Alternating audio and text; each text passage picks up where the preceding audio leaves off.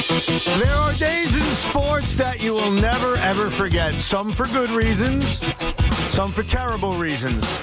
And we are in a very unique situation because half of us are very happy.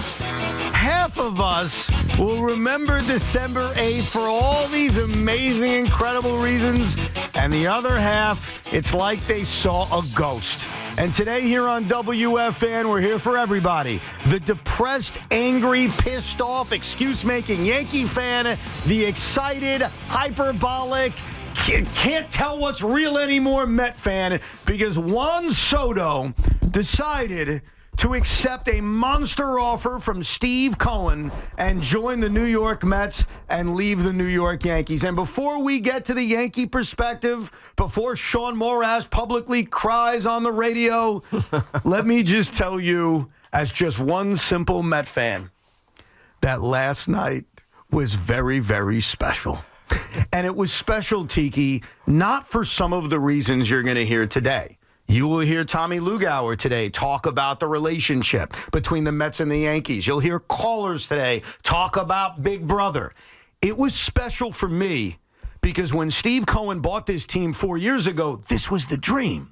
The dream was they'd pursue everybody and anybody. And it didn't happen for 4 years. There were big market moments. There were big moments of celebration. Lindor, Scherzer, even the selling of Scherzer and Verlander, where Steve used money as a weapon.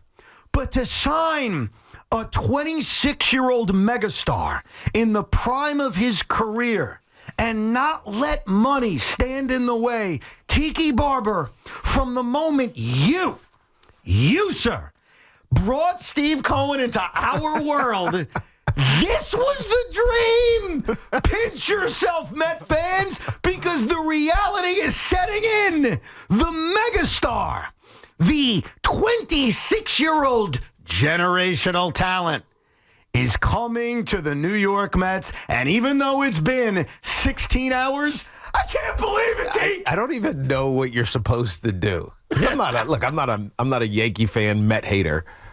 Do you congratulate the Met fan? Do you say good luck to the Met fan? Do you say, okay, what's next to the Met fan? Mm-hmm. Do you say, well, good luck and hope he wins for you, Met fan? You still got to go to the Dodgers, by the way. It's already done. All right, but I don't even know what to say to the Met fan. It's almost like just leave them be.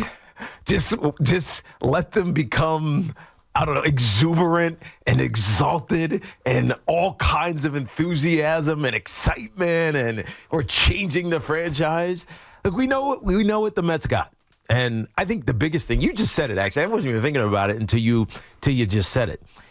You finally have gotten what Steve Cohen promised you, which is to create a winner and change the narrative about this Mets organization and where it can ultimately go. I think, honestly, on the field, they did that to a pretty high degree last year. Nobody thought they were going to the NLCS, but they found themselves there. So, like, the aura, the culture, whatever you want to call it, about the Mets kind of changed last year. Now it's just gotten like a massive injection of steroids. That's what it feels like. Yeah. And you asked a very good question. You said, I don't know what the Yankee fans should say to us today. So I'm going to give you my honest answer, and I hope you realize I mean nothing but respect when I say this. Mm-hmm.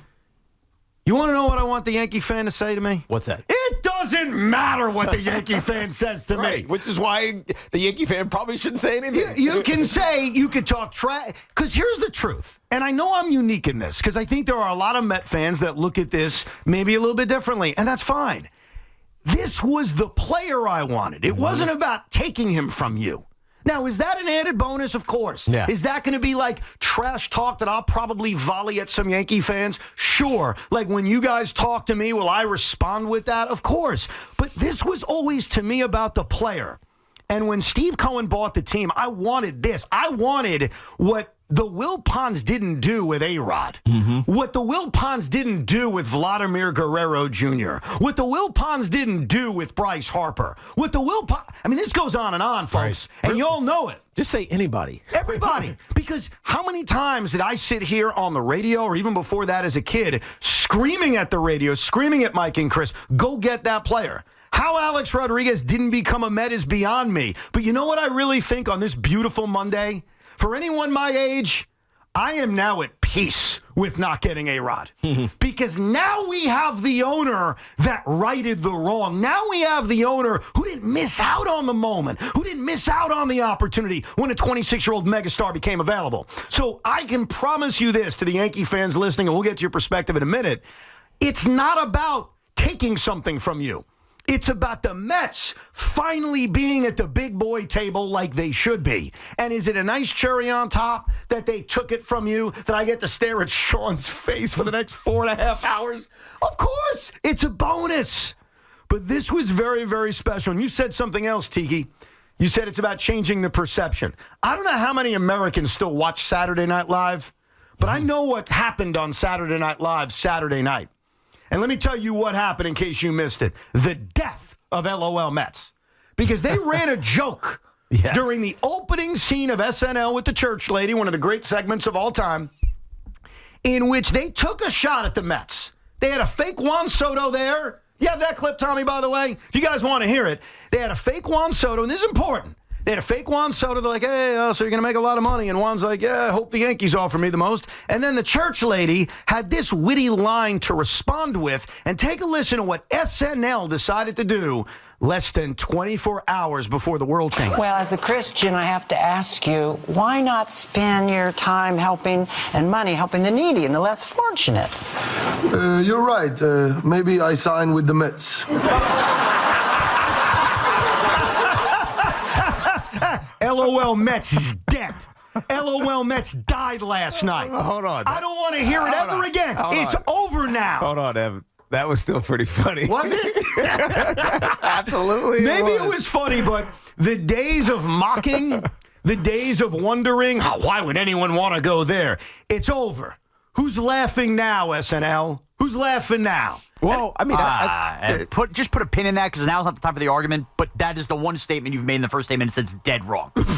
LOL Mets is not done. It's not over. Well, in fact, the laughs just get louder. Well, it's still with this being massively evaluated. Yeah. And the only way it's not LOL Mets is if you win a World Series. Or at least get pretty damn close. Or don't be the Dodgers bitches for the next decade. Right? I'm being honest. Wow, okay. Because this is how I've honestly felt about this. Is why I always thought that he was going to end up in L.A. Because the Dodgers are going to do whatever it takes to. They just won a World Series. Yeah. And they're not done spending. Right? It's kind of crazy to think about it. And they're probably going to get Sasaki, too. And this other kid that was from Korea that got posted as well. Right? All of that Dodgers stuff is a conversation for a later date. And this is why, as Yankee fans, as Sean and others, this is why you just don't say anything right now. Just accept it. Well, and I know what you're saying, that Juan Soto was yours and he became out. But Juan Soto was just kind of there for a minute. Right? He helped you get to a World Series. It was fantastic. But he made it perfectly clear this was a one-year stop point. This was not I'm going to go to the Yankees. I'm going to learn about the Yankees. I'm going to make relationships with the Yankees, and then they're going to have the advantage when it comes to re-signing me. That happens in other sports. That happens in football. Sure. Right? Montez Sweat. I told you about this with the Chicago Bears a year ago. It doesn't happen. It didn't happen for Juan Soto. It's not what he wanted. He just wanted to be someplace other than San Diego. And he came to the Yankees because it gave him a chance to potentially win a championship, be in a high-profile, high media market. But it didn't give them any advantage. So I know what you're saying. This is what the Met fan is saying. We took Juan Soto from you. But did you really? Well, yeah. I mean, they did. They spent more money and they convinced him to come here. But look, your point is true. They have to win. And we all know that. But like I've always said, well, buying this player doesn't guarantee the Mets anything. The Mets have a better chance of winning today than they did 2 days ago. They have a better chance of beating the L.A. Dodgers today than they did 2 days ago. They have a better chance of winning the NL East today than they did 2 days ago. Nothing's guaranteed. Nothing in sports or life is guaranteed. But when you add this player, and that's the other thing I don't want to hear today, even though you guys may try it. Some Met fans may, but Yankee fans may. Don't minimize the player. The player is a great, great player. Right. Does he have his flaws defensively? Sure, no one's denying that. But he is who he was. He is who he thought he was. And so just because he's putting a different jersey on doesn't make him less than. Now, with that said, to my fellow Met fans, today is a celebratory day. Today is an exciting day. But I also understand that half this city doesn't necessarily feel that way. I was at the bus stop this morning. I was with my neighbor who's a Yankee fan. He had a look on his face that almost made me feel bad for him. Sean Morash last night joined the live Rico. I thought like someone kidnapped everybody. So Sean, as a Yankee fan, and I ask this from the bottom of my heart because, again, this isn't personal. I'm happy the Mets got a player. How are you feeling today? Devastated. And we did a lot over the last 2 weeks of what would be worse for the Yankees? Is it the Red Sox? Is it the how many times do we have that conversation? And what I realized in this moment is losing in period was the worst. It actually, the Met thing is part of it, don't get me wrong, but the fact that the Yankees had a player that they wanted to retain that is, in my opinion, the best player in baseball, and they were not able to retain him and be the highest offer, whether it was the Mets, Red Sox, or Dodgers didn't matter, it's still devastating nonetheless. And I have a tough time dealing with this. I have a tough time stomaching this. And frankly, and this is to spin it a little forward, I don't trust the current regime to do what's right with the money left that they didn't sign to fix this mess. Yeah, but you don't know yet. You don't know yet. I don't know yet. You don't know yet. So pump the brakes on that. Here's how I look at this, Evan and Sean and listener out there. The Yankee fan has been so arrogant for so long. Wow. And it is, even as a Yankee fan, I mean, I'm not the diehard. I didn't grow up in New York and the Bronx and wherever, growing up in pinstripes. I wasn't that. I met Yankee players, so I became a Yankee fan. That's why I'm a Yankee fan. But listening to it from afar, the arrogance has been so profound. It's been annoying at points. Right? The whole, we've never lost the guy that we wanted to sign in free. Shut the hell up.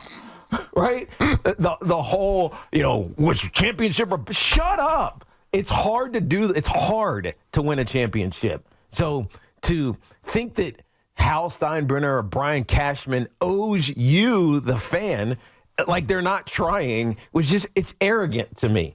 And so the whole evil empire, the amount of times I heard that after the Yankees got Juan Soto was maddening to me because they're not the evil empire. I think that's clear now. The Dodgers are the evil empire. Yeah. They spent $1 billion in a season. Steve Cohen is probably the mini evil empire right now. It's long been not been the Yankees. And so when this happened, when I got this news last night and I started hearing all the noise around it, the first thing that jumped in my mind was the Yankee has an identity crisis right now. Because what are you? Like, where are you leading the other than branding and, market value, but where are you leading in the sport? Where are you leading in the free agency world? Where are you the best at whatever? Is it your pitching lab? Probably not. I think the Mets probably jumped in front of them in that regard. Look what they did with Luis Severino. Is it your farm system? I guess so, but who do you really point to?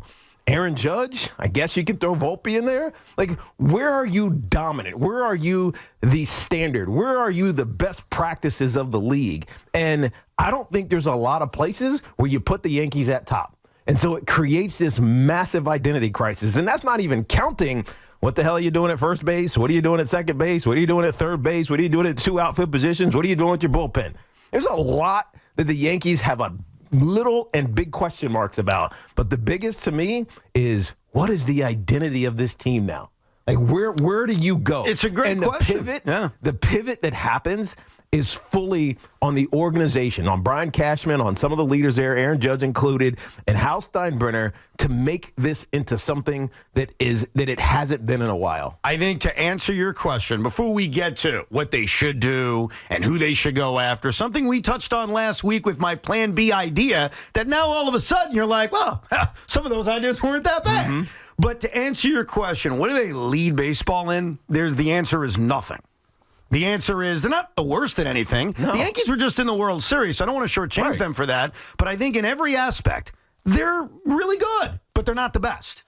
They're a big market team, sure. Hal showed that with how deep he went into these negotiations and probably what they will now do. They are clearly a big market team, but unlike 25 years ago, they're not the only one. Mm-hmm. There are other guys at the table. The LA Dodgers are clearly the chief of the table. They're at the head of the table. Right. The Mets are trying to get there. Right. And this certainly goes a long ways. Hell, the Rangers, they went there a year ago. They certainly did. The Padres have tried and kept spending a ton of money. That table's busy. It varies. So what are they the best at? I don't know. Sean, as a Yankee fan, I think he speaks for a lot of Yankee fans, comes out and says, I don't really trust what Brian Cashman's about to do next. Meanwhile, he's a Hall of Fame general manager, but that's the sentiment that a lot of Yankee fans have of, okay, we know how we'll spend now, but I don't have the confidence they're going to spend it the wisest way. So to answer your question on the identity crisis they're facing, they are the Aaron Judge Yankees, so I think that's their identity. But in terms of what they're the best at, in 2024 going into 2025, the answer is nothing. They're not the best at anything. Right. So try to find the way to become the best at something, whether that's get the best rotation in baseball or something. But the bottom line is this. Today is a day where we are in a town with two teams where the Met fans should feel great and euphoric and everything. Today is not a day, and I can't stress this enough to Yankee fans, to go, he's not worth the money. This is not a salary cap league. Don't worry about the money. Oh, he's a butcher in the field. I don't want to hear that nonsense from my fellow Yankee fans. This guy, above anything else, was my favorite Yankee to watch play for an entire season and this includes Aaron Judge, and this goes back to, who, by the way, won the MVP. Right. The Yankees still have talent, and they had a ton of talent in the past, but stop denying how special a player it was to watch Juan Soto play for this team for a year, and stop pretending this doesn't hurt. This hurts badly. In fact, I'll push it, and I don't think this is a hot take. This is the worst I felt on a day as a Yankee fan since the 2004 collapse versus the Red Sox. That is how devastating a loss this feels to me. And this is a devastating loss, frankly, I think this should feel the Yankee fans, even if they're trying to hide their feels and deny that. There is a lot to get to. Happy Met fans, upset or rationalizing Yankee fans, what's next for both teams, and does Hal Steinbrenner walk away from this looking good? This is the thing we speculated about for months. If the Yankees lost him, if Hal wasn't the highest bidder, would he be the one to blame?